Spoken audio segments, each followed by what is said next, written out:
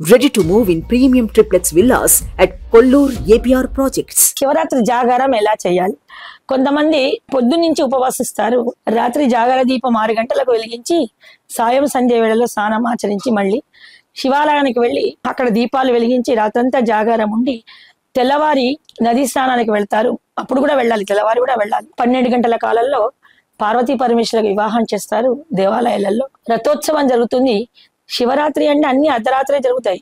లింగోద్భవ కాలం అయ్యాకనే పార్వతీ పరమేశ్వర కళ్యాణం జరుగుతుంది, రథోత్సవం జరుగుతుంది. దేవుడు సతీ సమేతుడు అంటే భవానీ సహిత సాంబశివుడు ఆ సేవలో నందీశ్వర వాహనం ఎక్కి ఊరంతా ఊరేగి వెళ్తాడు. ఆ తర్వాత మనకు విష్ణుమూర్తి ఆలయాల చక్ర స్నానం లాగానే శూల స్నానం అని ఆయుధానికి కూడా త్రిశూలానికి కూడా నదిలో ముంచేసి మళ్ళా దేవాలయానికి తీసుకువచ్చి ప్రోక్షణం చేసి మహానైవేద్యాన్ని నివేదిస్తారు. అసలు జాగారం అంటే శివరాత్రి ఉదయం నుండి కూడా ఉపవసించి సాయం సంధ్య వేళ జాగారం చిప్పలు ఏ సంవత్సరం ఆ సంవత్సరం కొత్తవి కొనుక్కోవాలి. అవి చక్కగా రోజంతా పగలంతా నీళ్ళలో నానబెట్టి తుడిచేసుకొని దానికి పసుపు గంధాక్షలతో అలంకరించుకొని ఒక విస్తరలో బియ్యం గాని వడ్లు గాని పోసుకొని శివలింగం ఇంట్లో ఉంటే లేకపోతే శివ పార్వతుల ఫోటో ముందైనా ఒక విస్తరి పరిచి ఆ బియ్యం మీద దాని మీద బియ్యం పోసి 3 దోశాలు దాని మీద జాగార దీపం పెట్టి చాలా పెద్ద వత్తి సంధ్య వచ్చి అంటారు.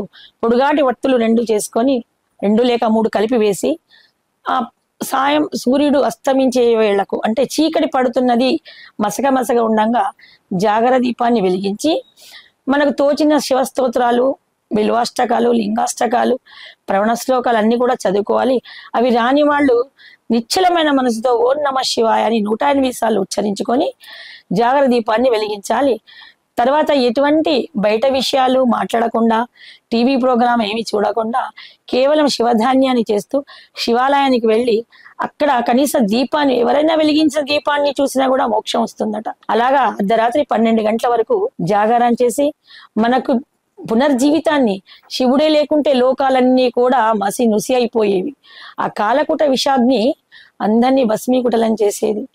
అటువంటి కాలకూట విషం 14 భువనాలను మార్చివేసే కాలకూట విషయాన్ని తన గణంలో దాచిపెట్టాడు. కాబట్టి ఆయన పుట్టినరోజు నాడు ఆయన ఇష్ట ప్రకారంగా శివరాత్రి జాగరణ చేసి ప్రతి జీవి కూడా ప్రతి మానవుడు కూడా తన కృతజ్ఞతను తెలుపుకోవాలని మనకు శివరాత్రి మహత్యం తెలుపుతోంది. జై ఓం నమః శివాయ.